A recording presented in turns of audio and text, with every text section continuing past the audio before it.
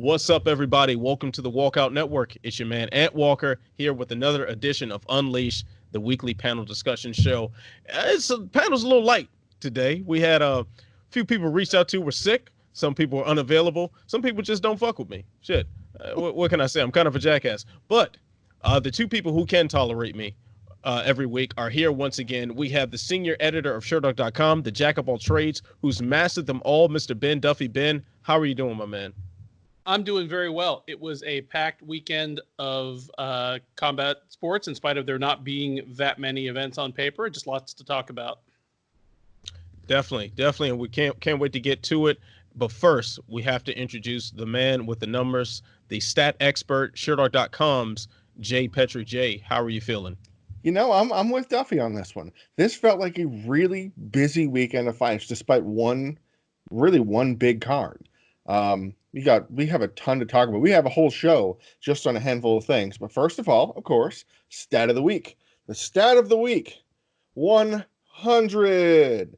What that is, 100, is that Kamaru Usman and Colby Covington have combined for 100 takedowns landed in their combined UFC careers. They've hit 100 takedowns put together. Neither man attempted a single takedown in 24 minutes of them fighting. That was definitely not the stat that I expected to hear. If we had to place bets on what the stat of the week was going to be leading into UFC 245. Speaking of which, we have to talk about that main event between Kamaru Usman, who successfully defended his welterweight title by a late stoppage against Colby Covington. So I'll start with you, Ben. Swing or miss? The stoppage in the main event was good. I could have stood to see that action play out for a few more seconds. I mean, I'm not like up in arms, screaming robbery or injustice. But no, like having rewatched it a couple of times at this point, I could have. It's the exact timing. Like if you break that down like half second by half second, I mean, Colby was getting it put on him. But the actual moment at which Goddard kind of chose to jump in, I think was a little, anticlimactic might be the wrong word, but just odd timing. But in hindsight, while I could have stood to let, Colby have another couple seconds to survive or not, I'm not screaming about it. It wasn't that bad. What about you, Jay? I dug the stoppage too. There were people that complained. I mean, of course, there are always people that complain. And there were some vocal specific concerns, like strikes to the back of the head, which is something that you just look at the footage and you watch it over again like we did, that a few may have landed there. But at the same time, Colby Covington was defending himself by turning his head, by dropping low, by making sure he wouldn't get hit in the face. So when you start to slow down the film and go, well, that's one, that's two, it isn't quite the same effect as, well, look at in the mayhem, Colby's been dropped twice. He's just sliced up and he's busted up really badly trying to defend himself, knowing the fight maybe stopped. Hearing Marc Goddard say, defend yourself, Colby, that those kind of things happen without it looking like there's some sort of funny business going on. Colby wasn't defending himself intelligently. He was just holding onto that leg. He wasn't attempting a takedown like I mentioned with the stat. He was just kind of, he wasn't turtling. He had his hand up for a minute there, a couple seconds there towards the end, but he wasn't turtled up. He wasn't shelling up. He was just getting punched in the face, getting hit to the side of the head. Could they let it go a little longer? Maybe, but to what end though? Like he had been dropped twice, very clearly. Hurt, rocked, eyes going all over the place, not all the way there. Would 50 more seconds of him getting hit in the face really been anything other than kind of like a cherry on top of those that wanted to see him get hit? I'm good with what happened. I'm good with the way Marc Goddard handled the whole situation. The eye poke, where Usman got poked, and that was a serious eye poke. The groin kick where you get to see on the replay he hit the top of the cup. Calling out Colby for trying to say he got poked at the end of round 3 when it was just the jawbreaker that got him. Goddard did fine, and this was a good stoppage. So, yeah, I dug it. Yeah, I'm in agreement with you guys. Not a whole lot of dissent on this panel right now because I have zero complaints about Marc Goddard's stoppage. You know, he did just get dropped twice. It's kind of like it wasn't like a flash, knockdown. Yeah. It was two thunderous power shots that dropped him and follow-up strikes and a guy who was not defending himself.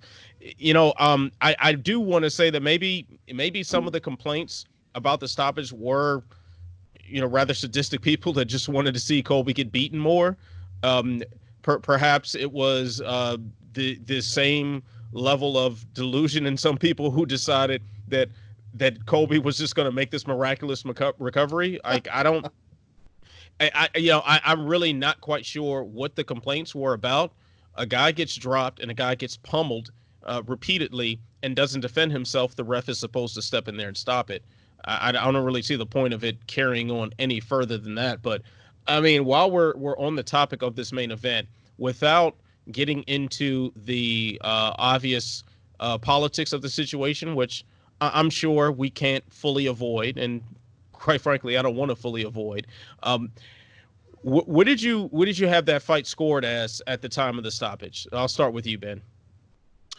I had it 2-2, but I mean, had Colby survived, that was a 10-8 round coming up.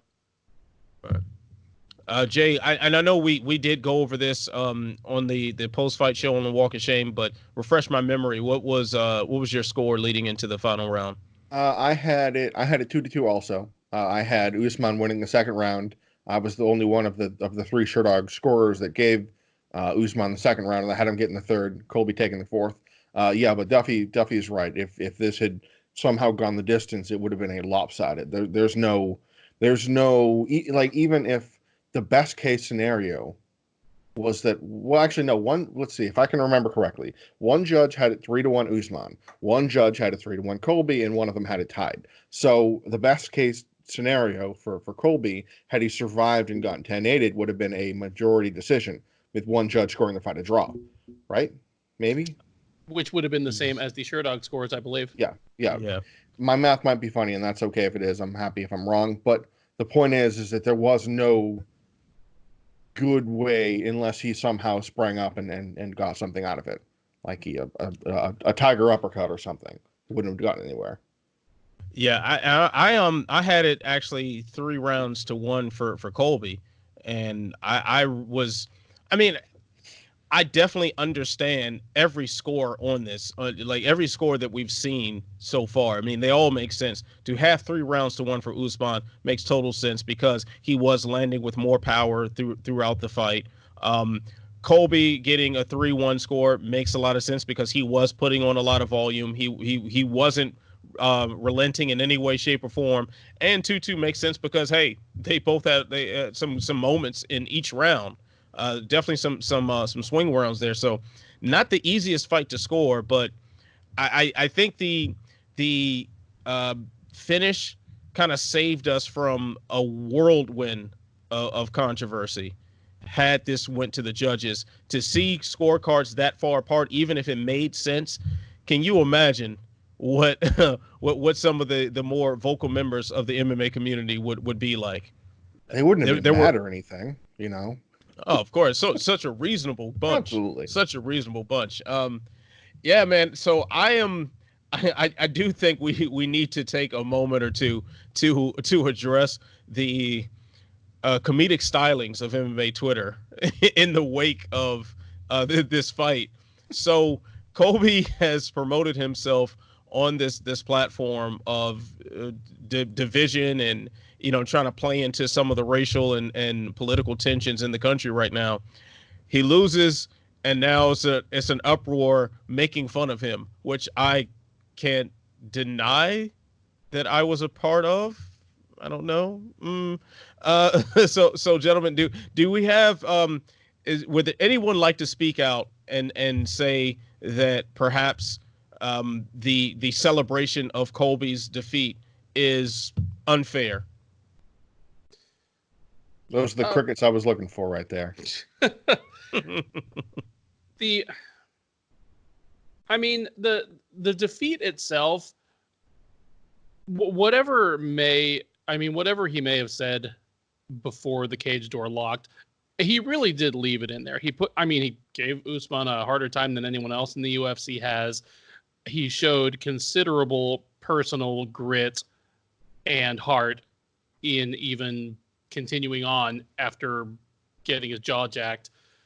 So, making fun of his actual in-cage performance, I understand why people do it, but I didn't feel any need to go there. Letting him have it for everything that's happened since the fight ended, the run out, the immediate, like the same night, whining on social media that he was robbed. Go get it. Let him have it.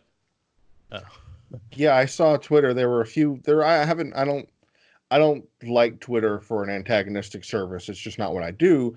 But there are some that I can just sit back and kind of just go like this and go, well, all right, let's see what happens. Of names that I had seen recently, Rosie O'Donnell decided to make fun of him because she's ready to fire at anybody supporting Trump.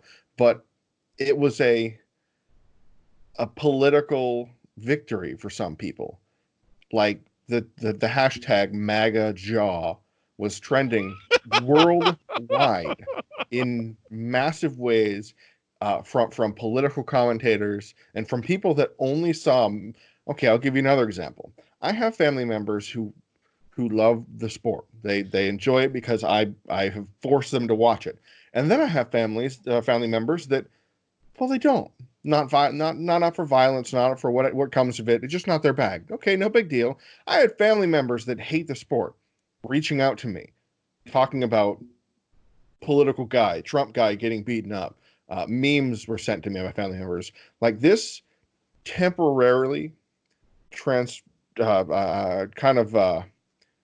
it took a little bit of a wide scale appeal for like a minute. It wasn't a lasting effect. It wasn't anything of note. It was kind of like when Trump went to 244, when he showed up in the crowd and people who didn't follow the sport, news people, anybody else involved, saw it for a second and talked about it. And of course, many of them had opinions that were comical and insane because they don't watch the sport. Like Meryl Streep talking about it in her awards ceremony, that kind of thing, where they're just unfounded opinions they do to say something. And then it went away. And it just kind of, and that's what's happening now. But everybody's getting there. Everybody has a victory lap, politically and otherwise. So it's really interesting to see other people celebrating in that nature. Yeah, I do find it kind of interesting, like sort of the emergence of a backlash against the backlash. Yeah, I'm really perplexed by that, because imagine how insufferable Colby Covington / MMA Twitter would be had he won.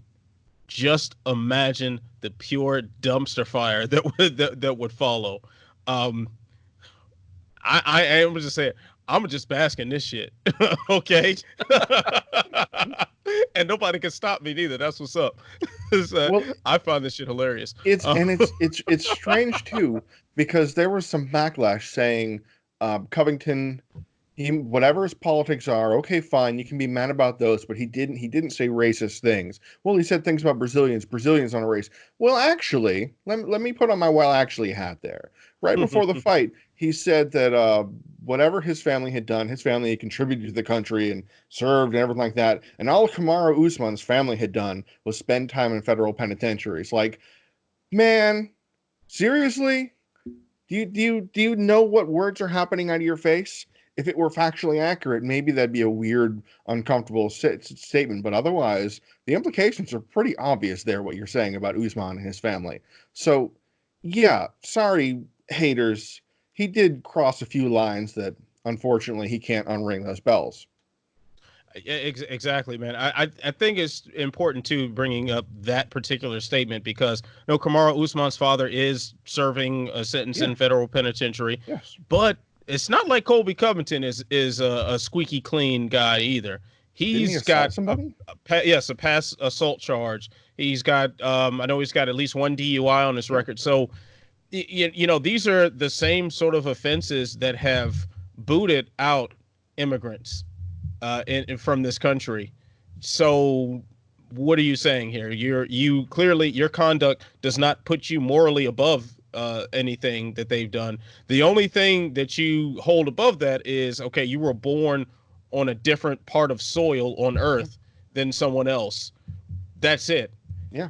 And the color of your skin is a bit different than them. So those are the only things the only takeaways that I'm seeing as far as any sort of, any sort of like truth to something Colby Covington is saying, and it all points to something pretty ugly. I mean, he clearly was trying to play with lines that are sensitive and that are very very inflammatory to the current social climate. So, I mean, you played stupid games, you win stupid prizes. That just seems to be part of the territory.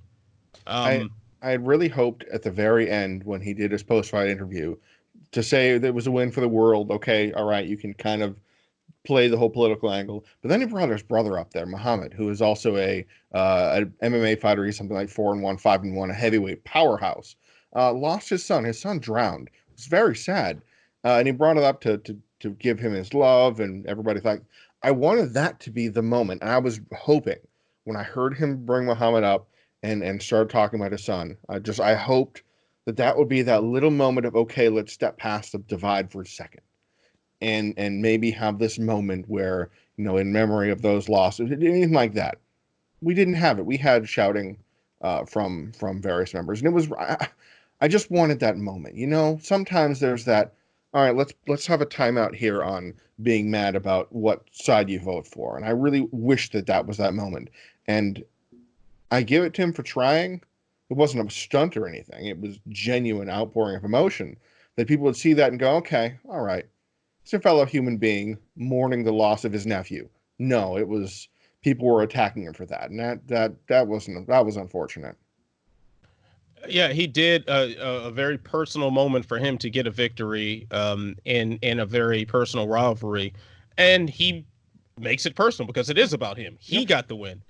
So, of course, the family issues come about, and his brother's right there. So, I just don't – I think, if anything, this whole Colby build-up to 245, it just shows how insensitive a lot of the fan base can be, where it's just this complete aloofness to the struggles of someone else, the complete it just doesn't exist because you're not experiencing it.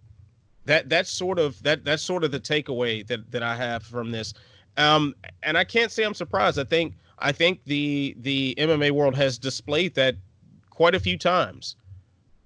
So Ben, anything you like to add on this one? No, I mean, I'm glad Usman had his moment, and I'm glad he made it his moment and used it how he wanted. The amount of stuff he's kind of just put up with a decent amount of grace over the past few months. Just he certainly was willing to snipe back and forth from time to time, but for the most part, you could tell that he was just kind of taking all these things and throwing them in the bucket and was going to let his fists do the talking on fight night.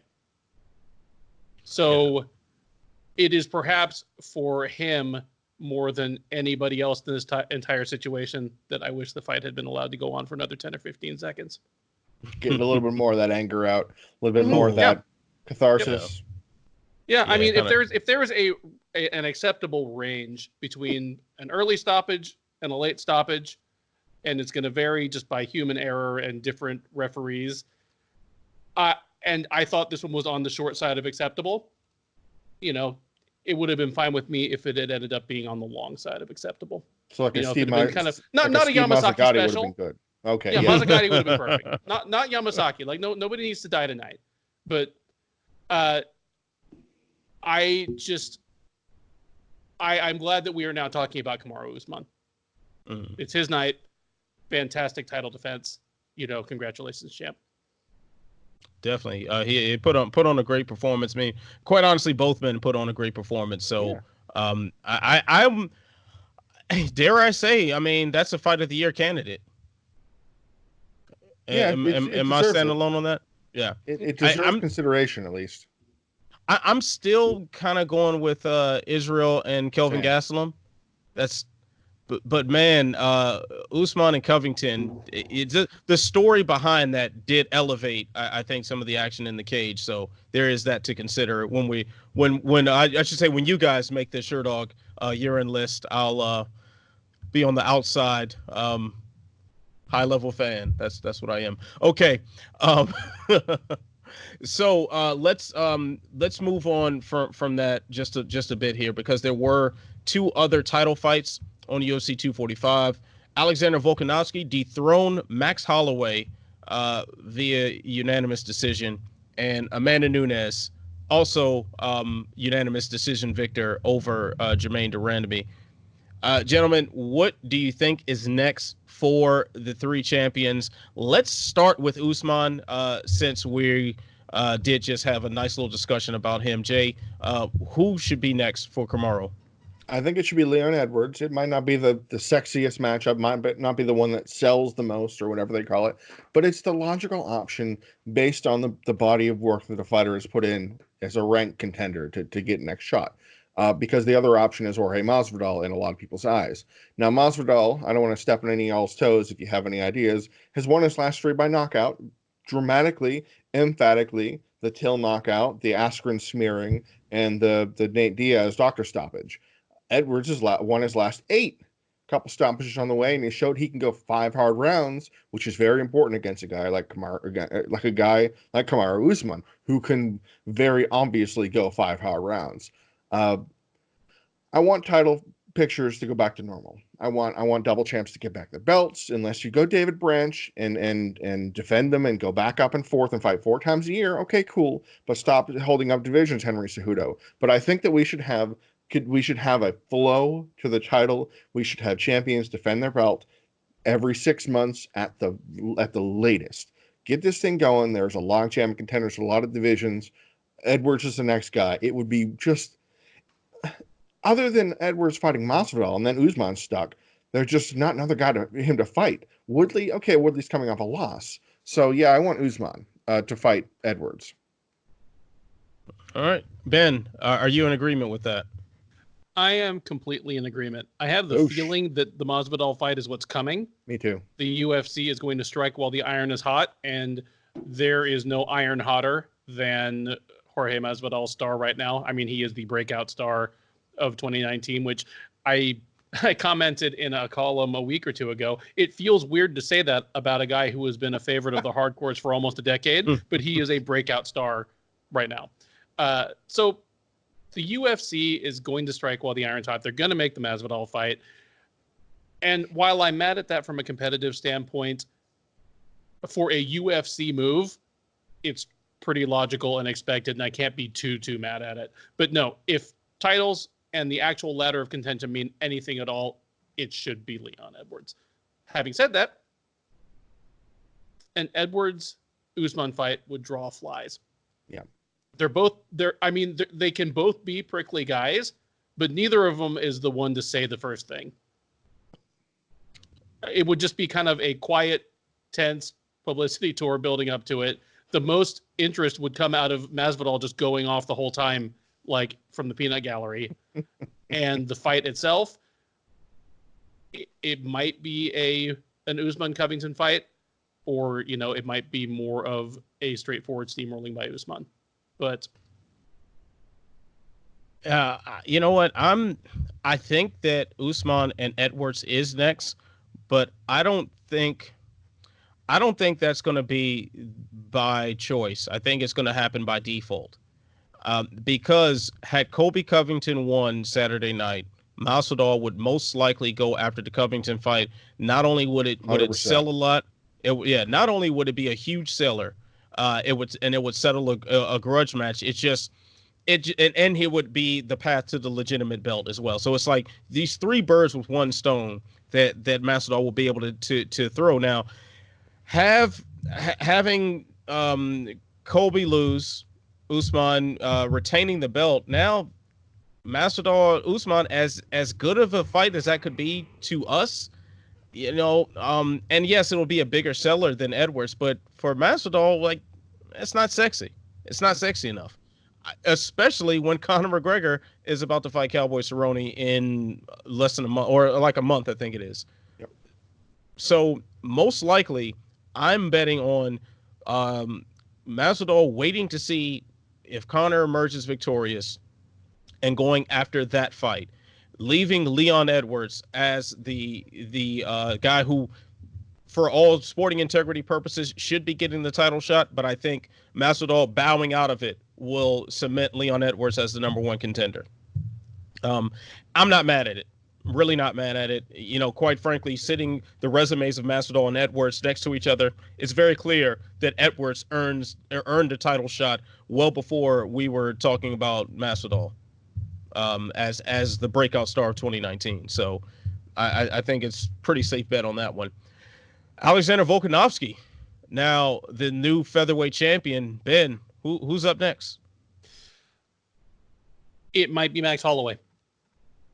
I am not a fan of instant rematches of title fights unless the actual end of the fight was controversial in some way. It ended due to some freakish injury, or the scorecards were an absolute robbery.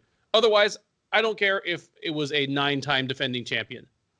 Go fight someone else, let the new champ defend against someone else, and get back together in a year.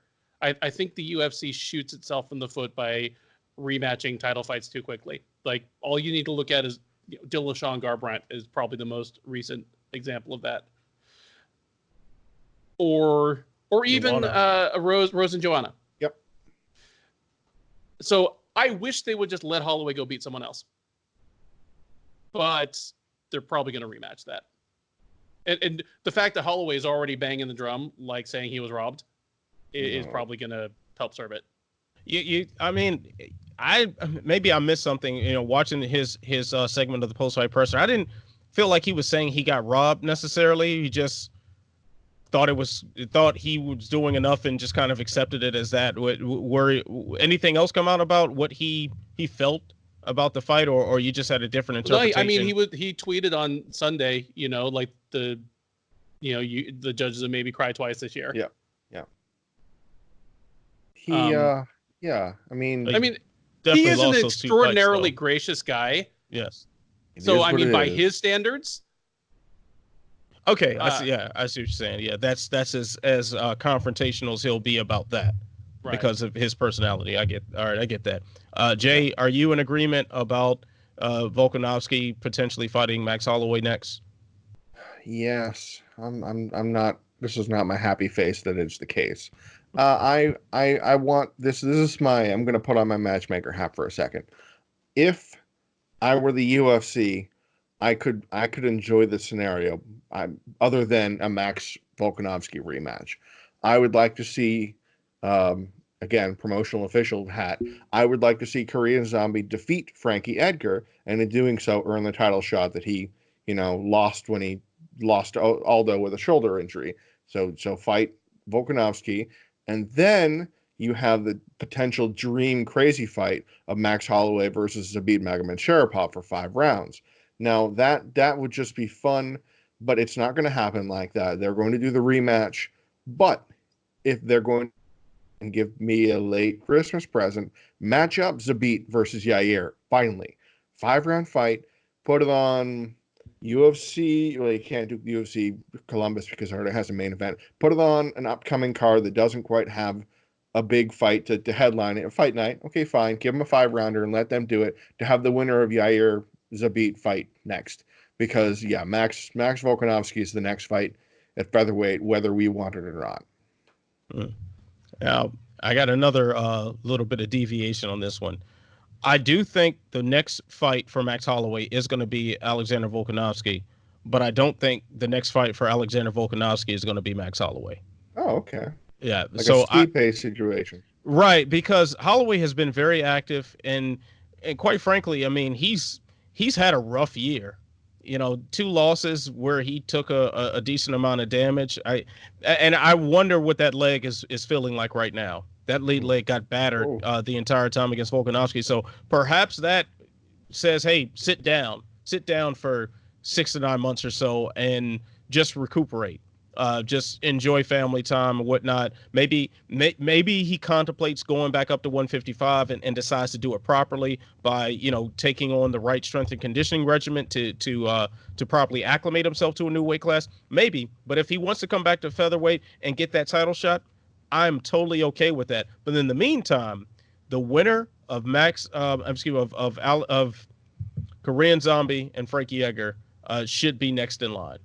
That would be my, and maybe I should put it this way: Frankie Edgar shouldn't be next in line, but the UFC loves to put Frankie Edgar in title shots. Well, let me lace a real quick stat. Max Holloway, as you mentioned, he's had a pretty hard year. Max Holloway in 3 fights in 2019 has absorbed 431 significant strikes. That's more than guys taking a career.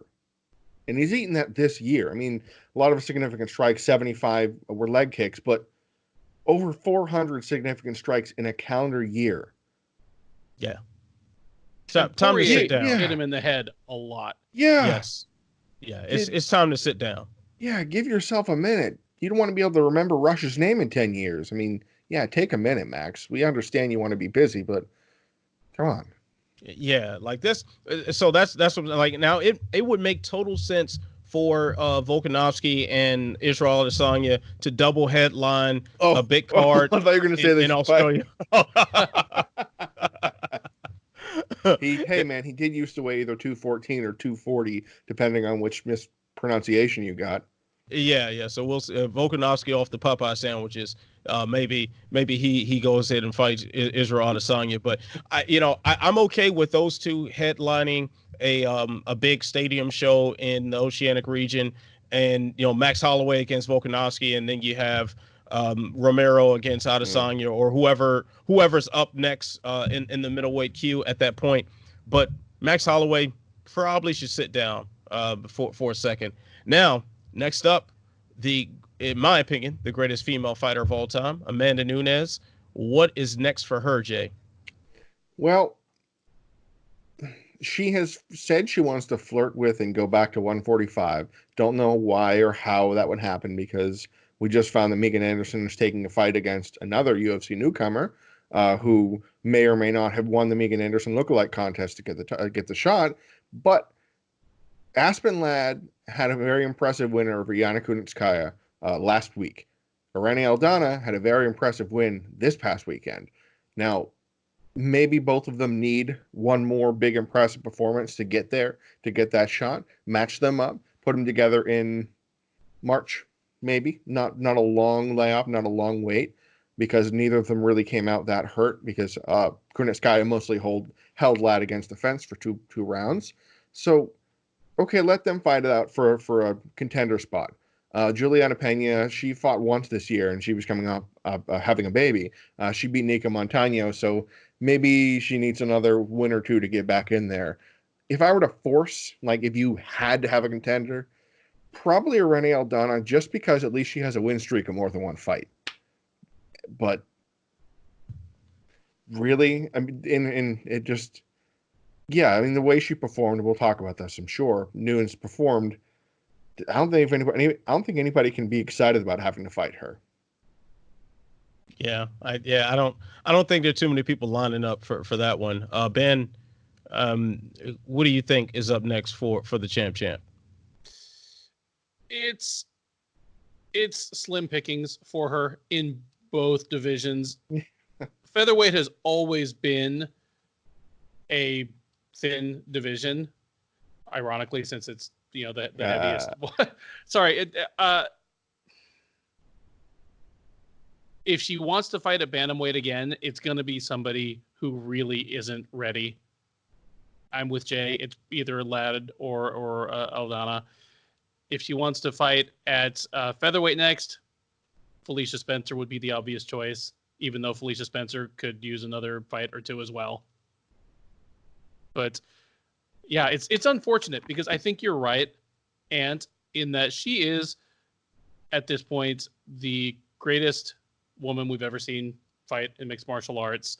100%. And there's there's an expiration date here. She's not old and she's not physically dilapidated, but I mean, her partner's taking time out to have a baby. So who knows how long she's going to continue to do this. And if all the UFC can do is offer her up kind of up and coming contenders that really needed another fight or two, that's not going to serve to extend her interest. She's 31. Yeah, I'm going to kind of go along the same path that you two are going, but once again, I'm going to deviate just a bit. I would prefer to see Amanda Nunes actually defend that featherweight title against who it kind of doesn't matter. It's not like they have a lot of options. Felicia Spencer, as mentioned before, coming off of a loss. Megan Anderson is about to fight Norma Dumont. It's like it's not really much of a featherweight division going on in the UFC. But for Amanda Nunes's legacy, just go ahead, fight somebody at featherweight. Just fight any warm body that weighs 145 pounds, smash them into oblivion, and ride off into the sunset as the greatest to ever do it. I like Pam Sorensen, but maybe she's the Invicta featherweight champion right now. I mean, anybody on the Invicta roster is pretty much just slim pickings for the UFC. They just, that's just a meal ready to eat for Dana White. So, yeah, go ahead, snatch up Pam Sorensen, snatch up whoever can make 145 pounds, and at least you can make a decent commercial that entices someone to say, oh, maybe this girl has a chance.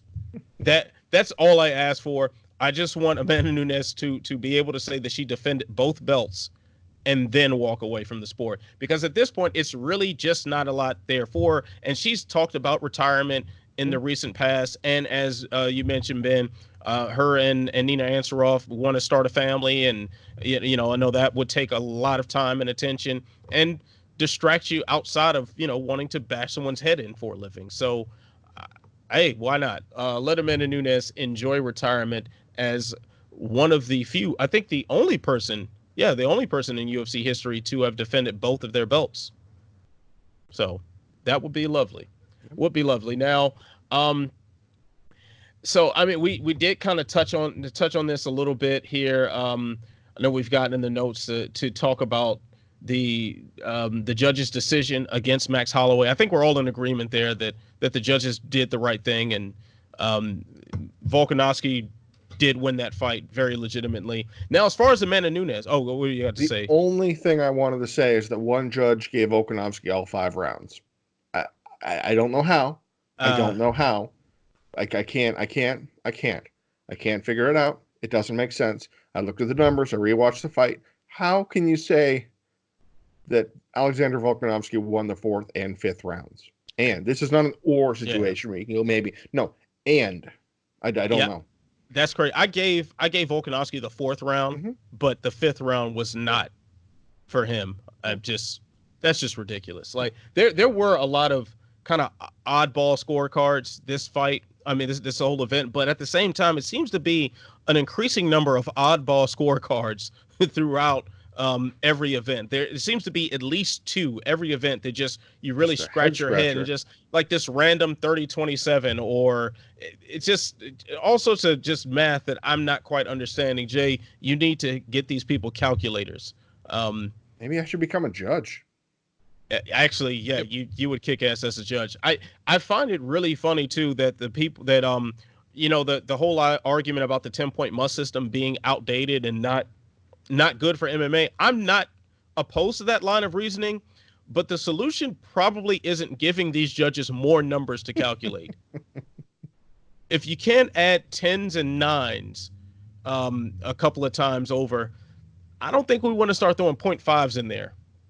And 0.5s only help situations that arise when the judges are doing their job properly. Yes. The times that you wish there were 0.5s is when the judges all made pretty good calls and the decision is still unsatisfactory. Yes. Well said. Very well said. So now I guess, I mean, it's not really a whole lot else, I think, to talk about as far as the X's and O's for the title fights of 245. Amanda Nunes proved that she is a mixed martial artist by reminding us that about Division One Lioness against Jermaine Durandamy. Um, but other than that, anything on the card that really stood out to you performance wise that we should highlight right now? Not until we get to the next segment. I mean, other than being surprised, yeah, there were some great performances. There's a fight that I really want to see, and I kind of want to talk about this. I don't know if we have a place or time for it, about who Jeff Neal can fight next, because looking up at the rankings, there are some just tantalizing matchups for him. Either if you want to put him against a grappler, you want to put him against another striker. There's some really fun to be had with Jeff Neal in that division. It's weird to say that, because I personally had that same feeling with Santiago Ponzinibbio, a very impressive, crafty striker who hits like a truck, and also can stuff a takedown and get out of a bad position too, which is primarily why I mentioned Ponzinibbio, because I'd love to see him. But maybe if we're not stepping on any toes, what do you think Jeff Neal should do now? Well, he called out Ponzinibbio. Yep. Give the man what he wants.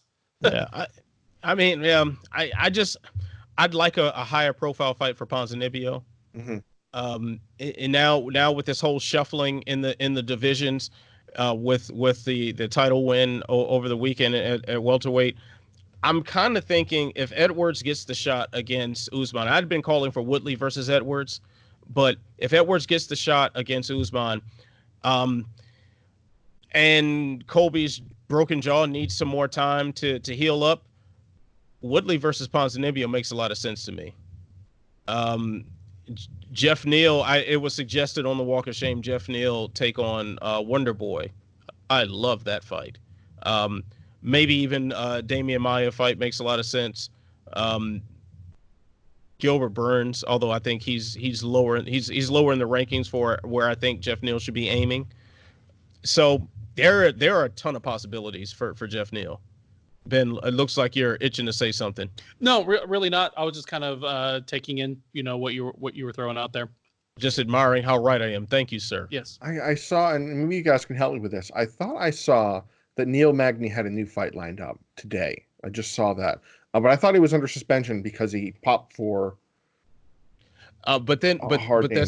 that suspension ended because the 6 months the threshold thing for the SARMs, the threshold thing that got publicized after Nate Diaz got the Twitter fingers. I can't find out who it was, but I remember going, okay, I can take that fight for Magny. Maybe somebody can point it out in the comment section.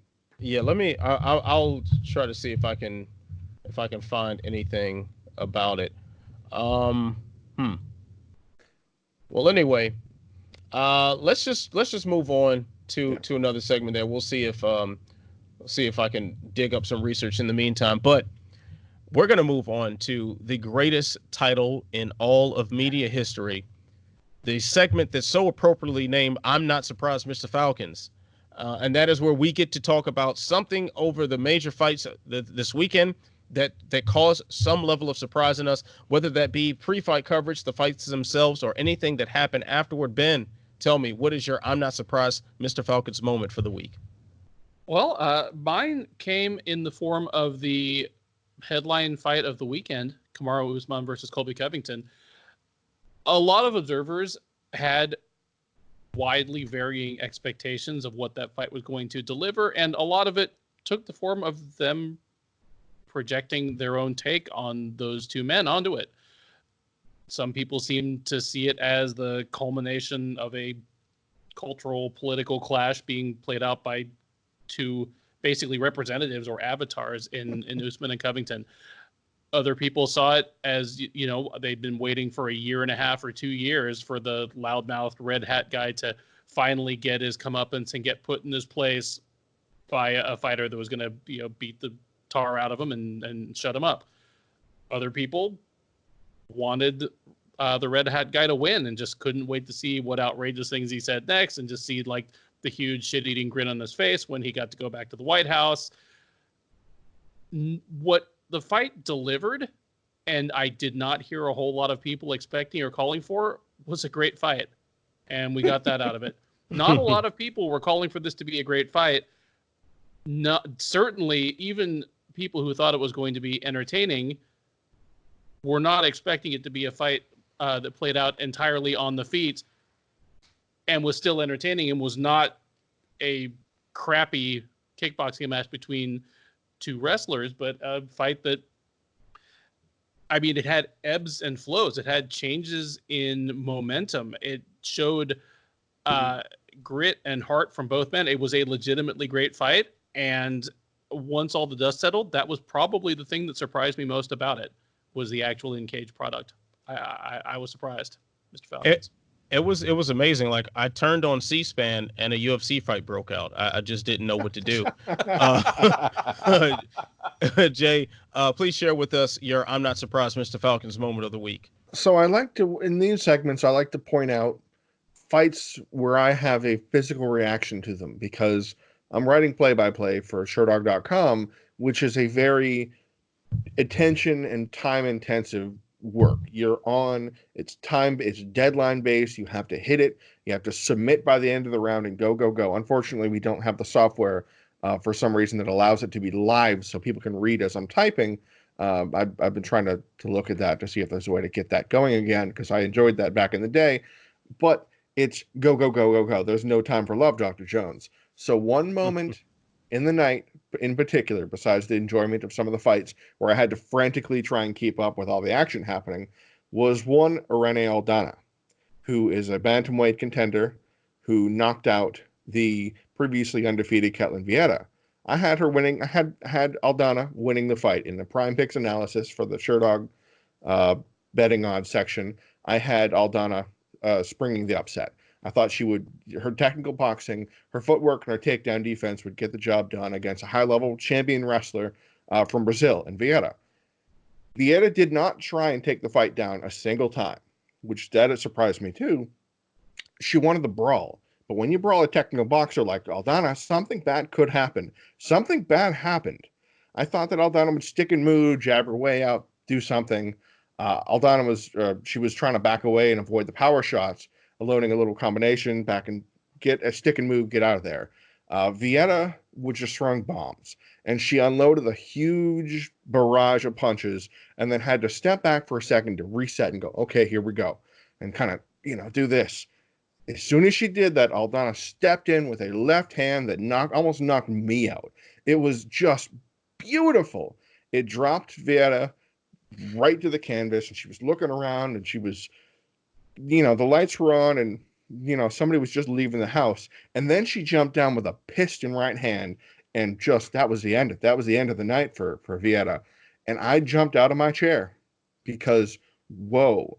A women's MMA knockout, statistically speaking, they're few and far between. We don't get many.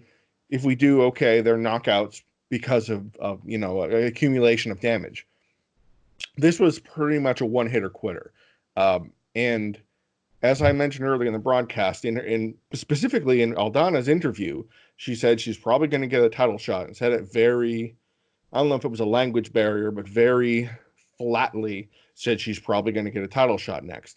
I don't blame her. I don't blame her for not being psyched up, because her prize, her award, in addition to a knockout of the night, performance of the night, $50,000. Surprise! You get to fight Amanda Nunes next. Good luck with that, pal. So yeah, I'm not surprised.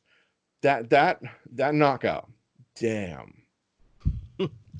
Well, I'm not surprised, Mr. Falcons moment plays a little bit into the lines of the political strife that was center stage. Politics? Yes, I know I've been told to stick to sports, but I'm so disobedient. Now, one of the most vocal supporters of President Trump and of Colby Covington, Tito Ortiz, who was reported to be Colby Covington's guest at the event.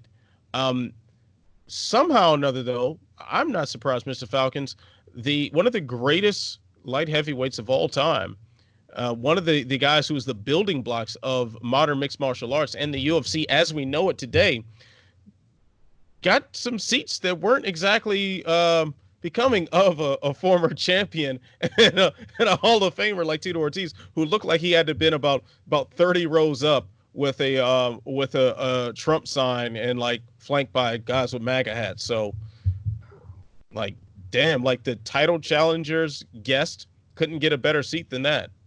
I'm not surprised, Mr. Falcons.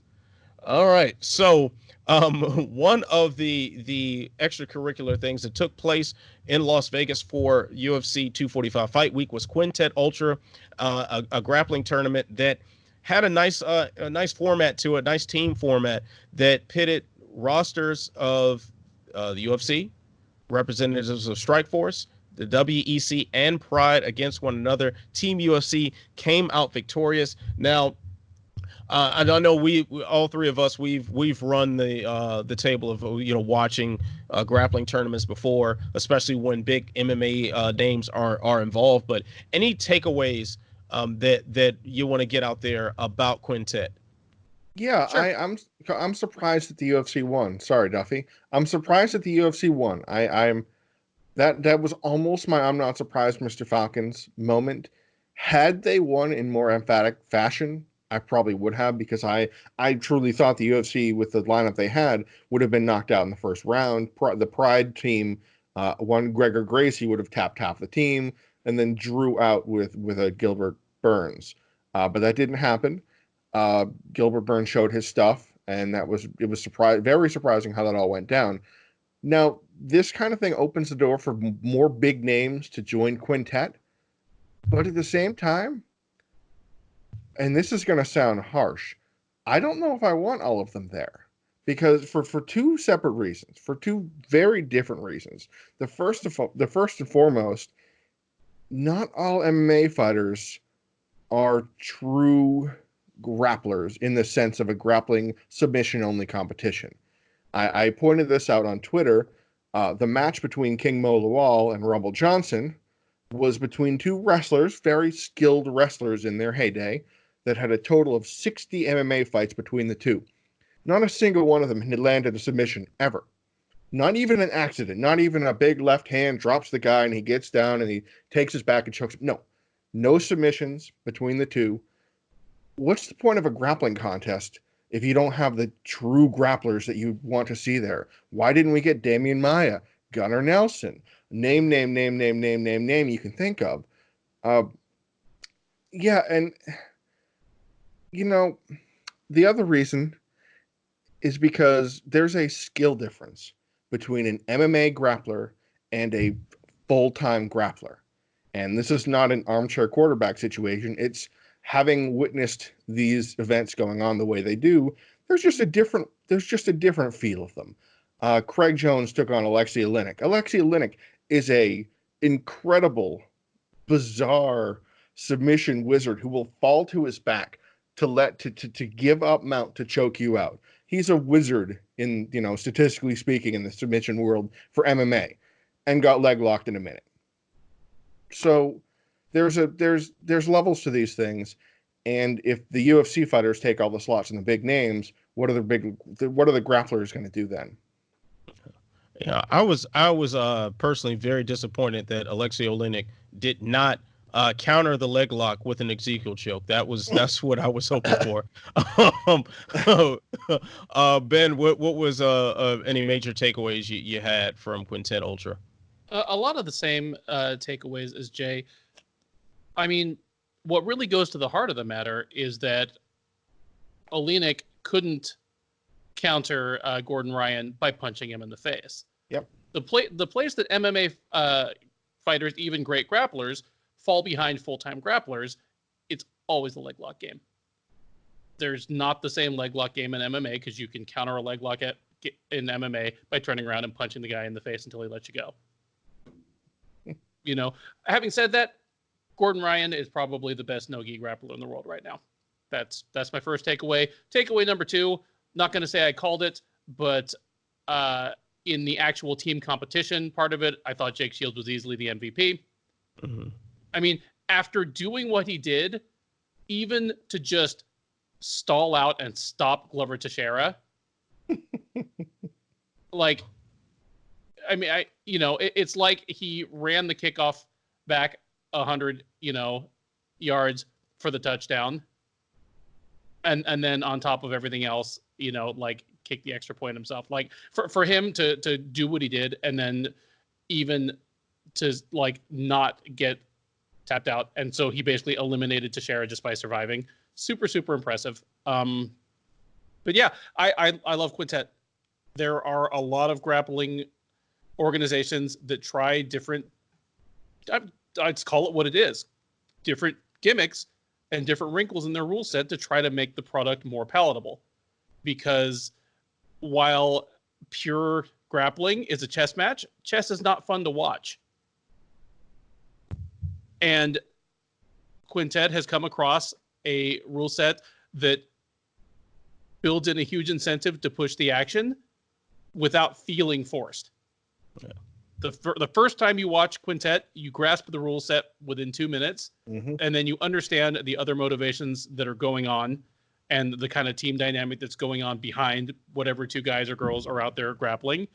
It's brilliant. It's really well done. I look forward tomorrow to talking on air with TJ DeSantis, the King of Fight Pass, who was on play-by-play for Quintet, and kind of getting some of his, I can't say cage or ring, some of his mat side reflections on the affair.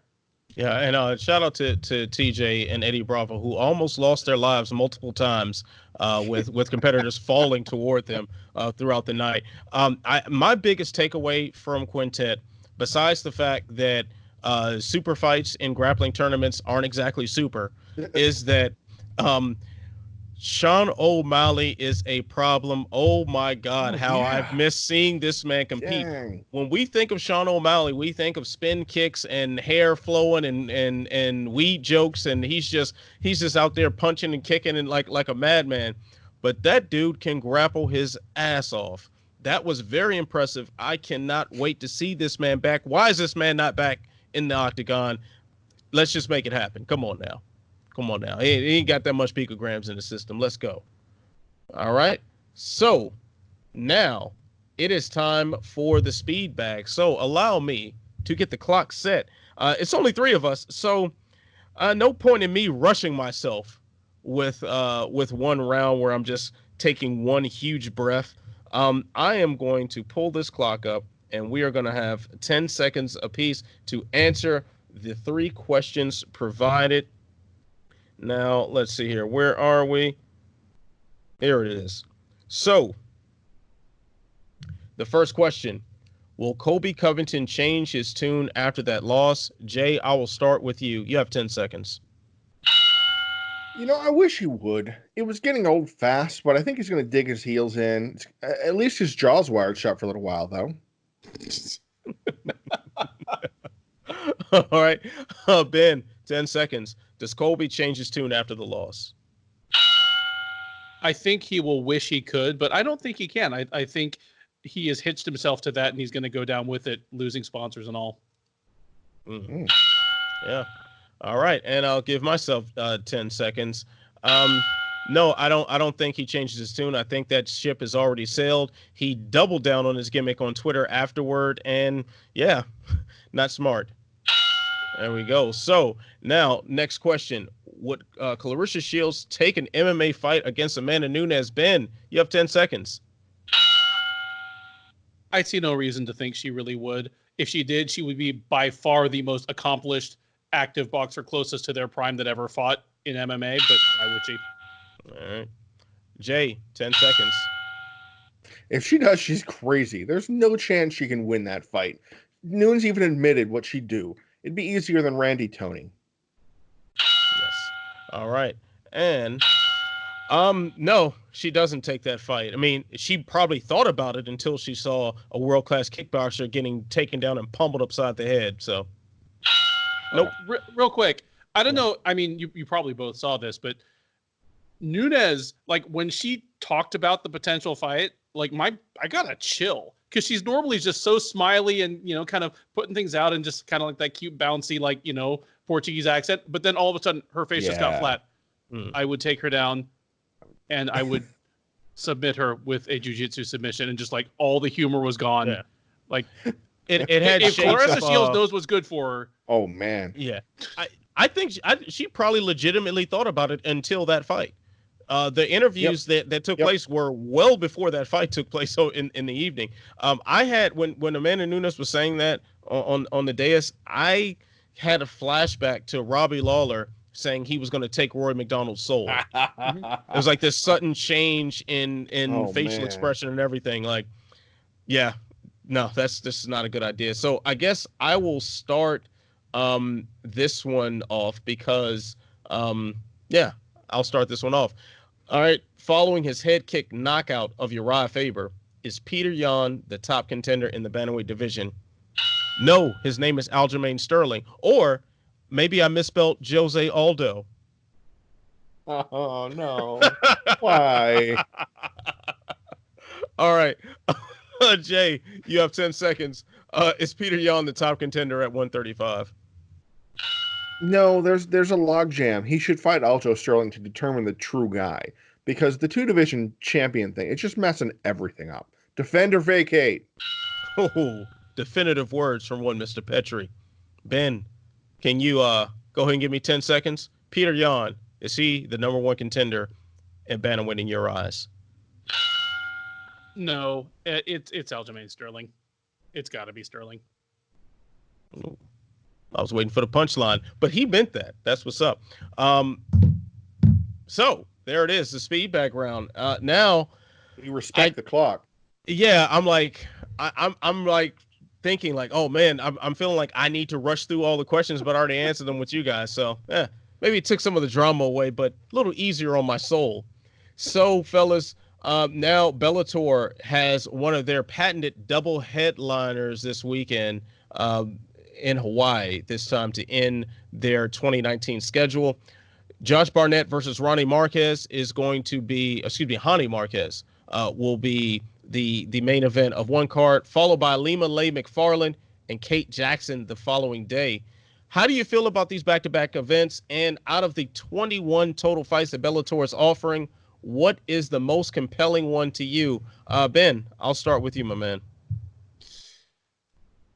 Most compelling, AJ McKee versus Derek Campos is actually a good, it's a good matchup. It's a good appropriate test for McKee at this point, which that is in contrast to some of the other matchups on these cards, because Bellator is really going back to super softballing their prize prospects.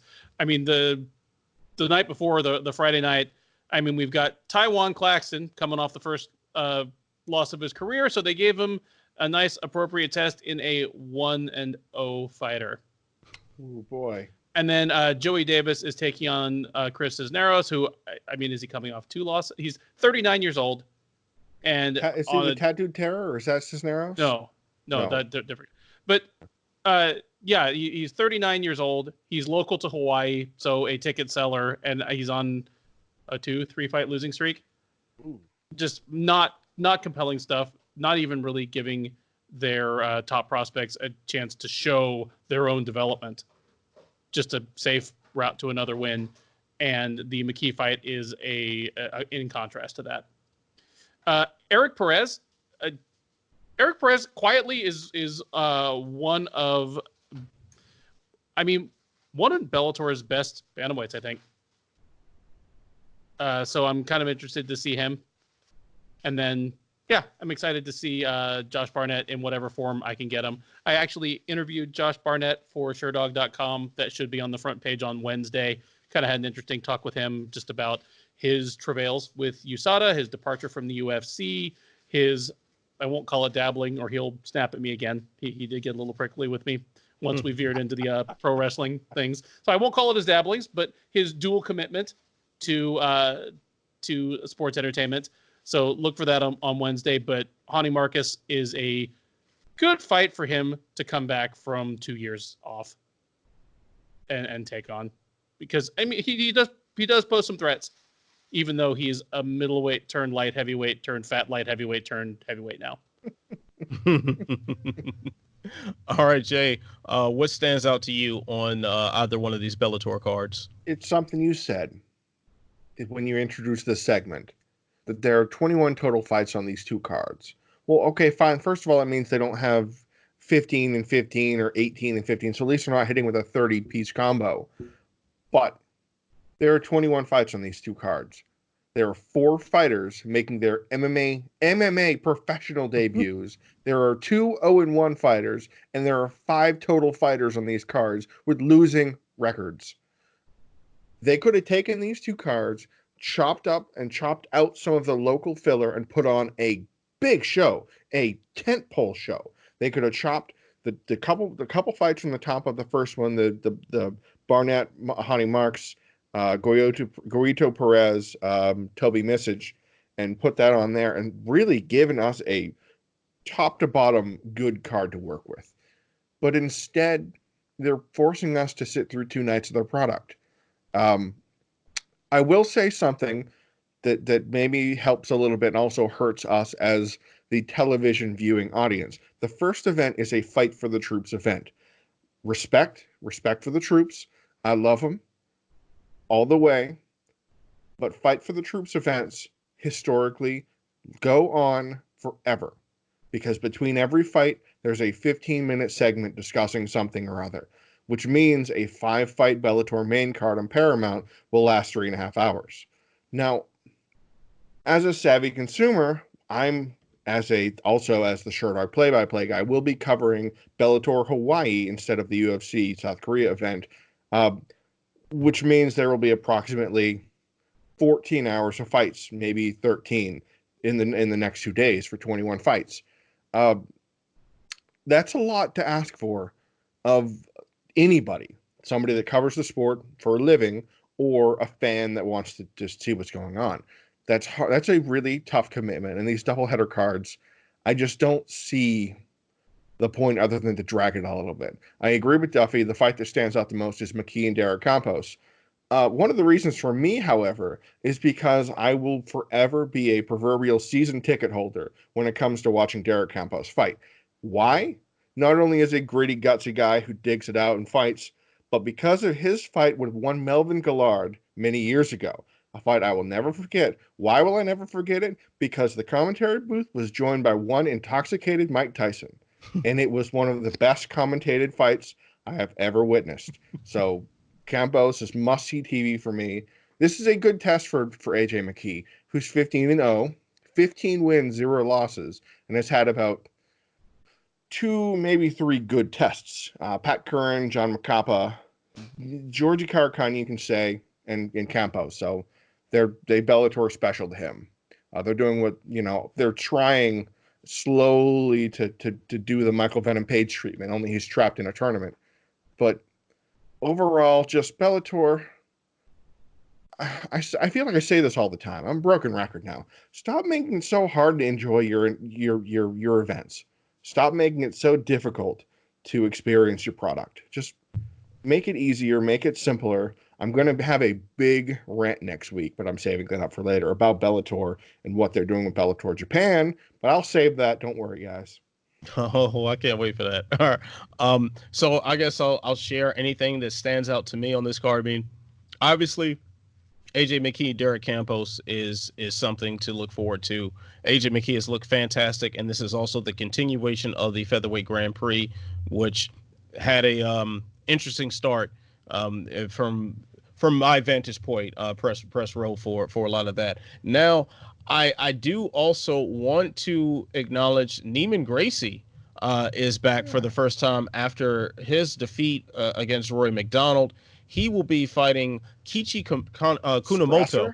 Yeah. Yes. So Kunamoto's a guy who bit of a standout in Rising. So far hasn't gotten a Bellator win.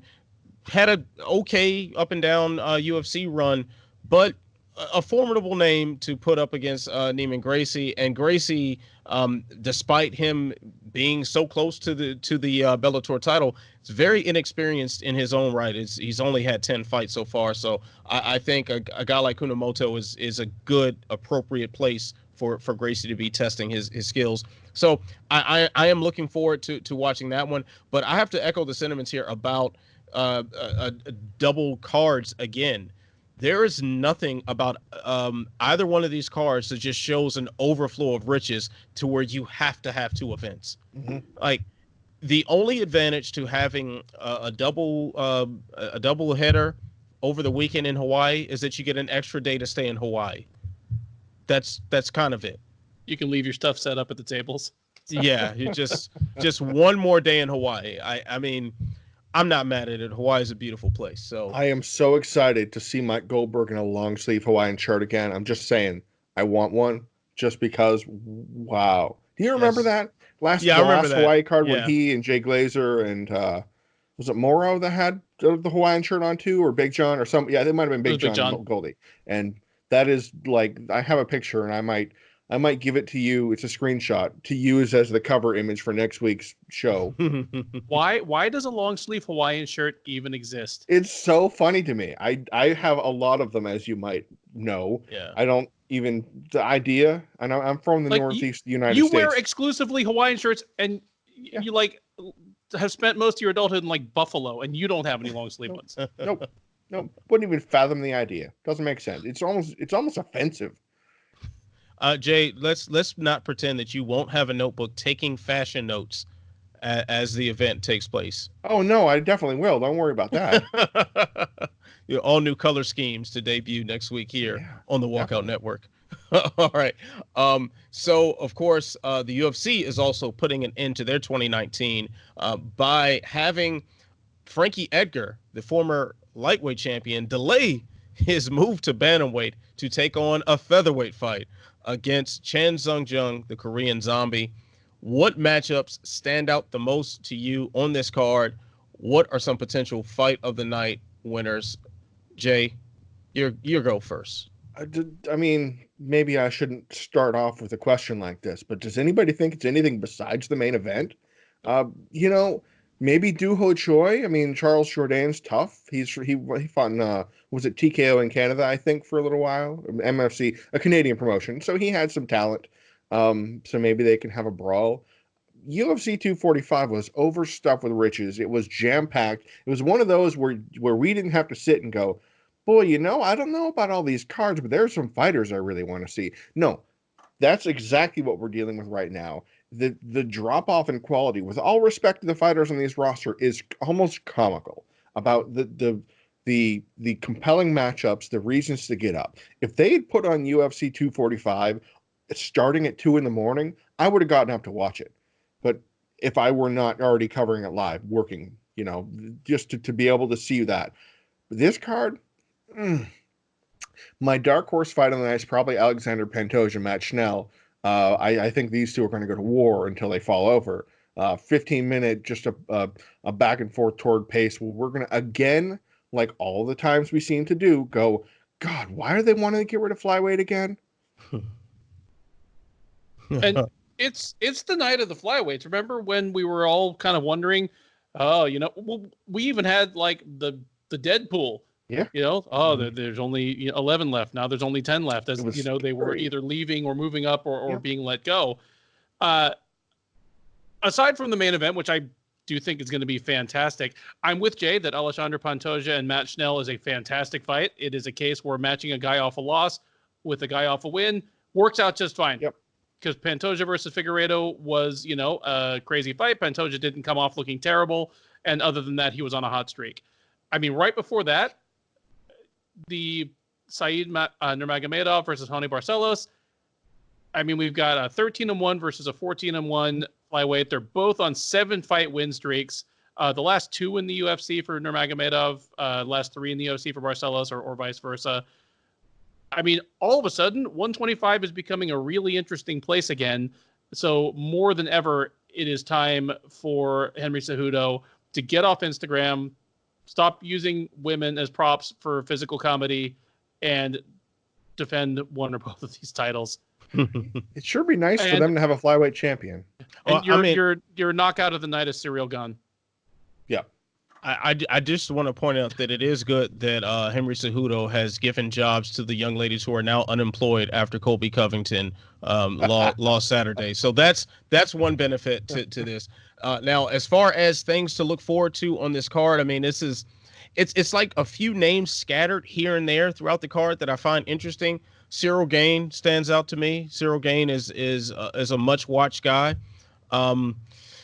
Let's see what else. Du Hoi Choi's return. I've been waiting for Du Hoi Choi to get back for quite some time, so it'll be good to see him in action. Also, Volkan Ozdemir against Alexander Rakic. Pretty significant fight, a sneakily important fight for 205. So I have to say that is a fight that definitely deserves our attention. Yeah, but overall, this is not exactly the card that screams to an American audience, wake up at 2 a.m. and watch me. This is one of those times where it might not be a disadvantage to be on the outskirts of official MMA media. I might just watch this in my own leisure. So yeah, it won't be a good, bad, and ugly post-fight column for this one. I doubt it. I highly doubt that. All right, so now it is time to move on to the final segment for our show, and that is Buried Treasure. What MMA story in the past week should have gotten greater coverage? Ben, I'll start with you.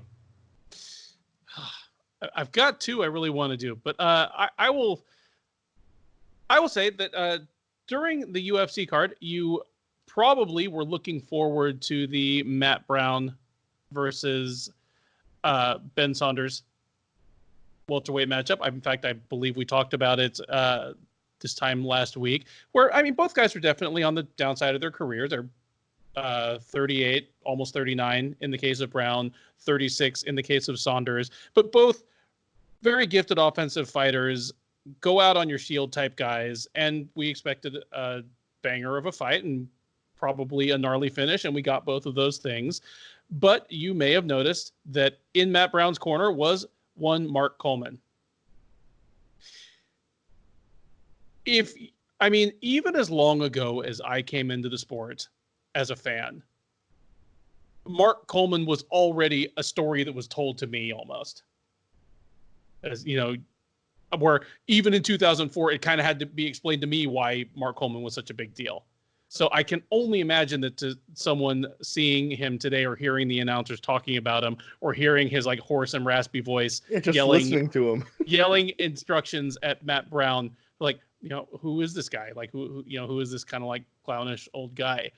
But it was a good time for me to reflect a little bit on Mark Coleman, because a lot of the things that people would come up with when you play word association and just throw his name out there, the first UFC heavyweight champion, the godfather of ground and pound, the winner of the Pride 2000 Grand Prix.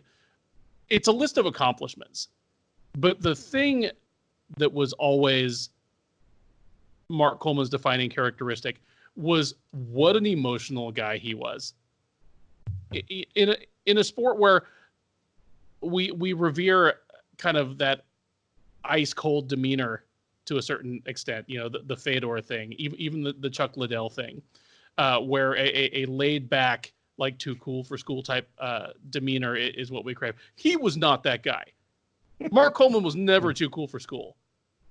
And, you know, whether your best memories of him are of just his just off the wall celebration where he like fell off the ropes and almost injured himself after winning the Pride Grand Prix, or, you know, 10 years later, seeing him selling that trophy on eBay to, you know, pay for his own medical and living expenses. It was just good to see the guy showing the heart and the pure emotion that made him such a great fighter and such a lousy corner man. And for once, actually giving some pretty good corner advice to a modern fighter on his way to a win. So, War Mark Coleman, you know, hooray for the hammer. All right. Jay, share with us your buried treasure for this week. Well, in my Sherdog play-by-play for 245, I made sure on two separate occasions to reference Mark Coleman and his advice and his jubilation at the end of the fight. So yeah, I felt that moment too. As soon as I heard, because I had heard he'd be in the corner, I didn't think anything of it when the fight happened, and then I heard his voice. I'm like, oh yeah, that's right.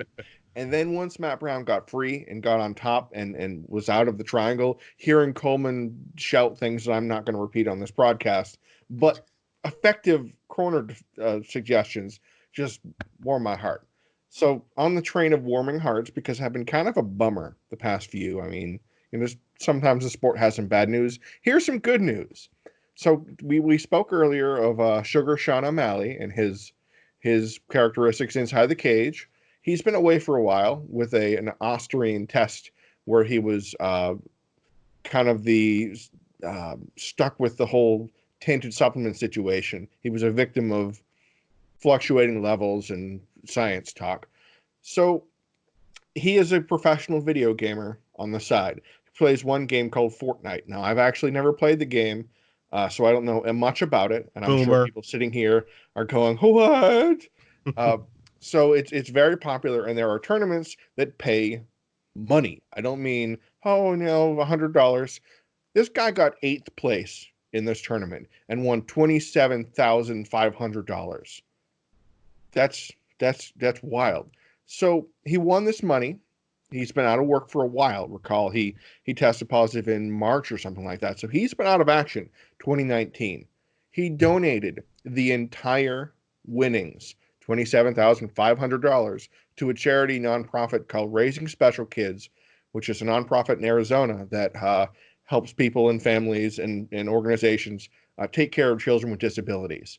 He's been out of work this whole time. He's fought twice in the UFC, made about 70 grand in his purse and take home.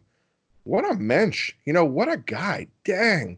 This kid, he's hitting all the right notes. He's performing in Quintet. He's exciting in the cage. He's a good guy outside the cage, and he's got a revenue stream outside of it. This kid's got it going on. I'm impressed. Yeah, Sean O'Malley, man, he's doing big things, man. So my buried treasure for the week, I know I was going to go in one direction, but I neglected one story that just popped up in my head suddenly as we began, and that is the famed MMA gym Jackson-Wink is putting up the naming rights for their gym up for grabs. So this a pretty interesting move, like a potential new revenue stream for this gym that has produced a litany of MMA champions. So I'm just wondering what the overall effects of this could be on the outside MMA world. I mean, we've seen the gyms and some coaches take hits as far as sponsorships go. With the UFC's Reebok partnership, you couldn't have your team logo on your trunks. Also, the coaches would sometimes have their own sponsorships. Greg Jackson had a couple of his own. So, of course, now that means that these revenue streams have to be made up some way, and this is a potential avenue for a lot of big gyms to kind of get their name out there, make a few bucks on the side. So maybe they don't have to just have like kids jiu-jitsu classes or something like that to keep the lights on. But it's another story for another day. And that day ain't today, because today we're done. All right. That is a wrap for this edition of Unleashed. Ben, please share with the good folks where they can find you. You can find me on Twitter at Benjamin Duffy. You can find me on Sherdog.com, where I'm senior editor and a fairly frequent contributor these days. As I said earlier in the show, I interviewed Josh Barnett, who fights for the first time in several years this weekend in Hawaii. So make sure to check that out. Should be on the front page on Wednesday. All right, cool. And Jay, where can everyone checking out the Walkout Network find you? You can find me on Twitter, right down here on this imaginary logo that I'm pointing at, which should be my social media name. You can find me on Sherdog.com. You hit the features section, and there I am. I cover everything in the sport at one point or another. I'm on play-by-play. I'm on betting odds. I'm on post-fight analysis. I'm on pre-fight analysis. I'm everywhere in the sport you need me to be. All right. And, of course, I'm Ant Walker. You can find me on Twitter at AntWalkerMMA. It's also my Instagram name. Follow me, although I don't post a whole lot. Other than that, yes, the Walkout Network. Not a lot of other places you can find new content from Ant Walker. And, of course, I'm doing some podcast rounds. So I do have a couple of guest spots lined up over the next couple of weeks that I should be doing. But anyway, that's going to do it. So for Ben, for Jay, I'm Ant. Thanks so much. Like, subscribe, share, tell a friend to tell a friend, tell that friend to tell 10 more friends. And you know what you got to do. Stay beautiful, stay positive, and most of all, you've got to stay sexy. I will see you when I see you. Peace.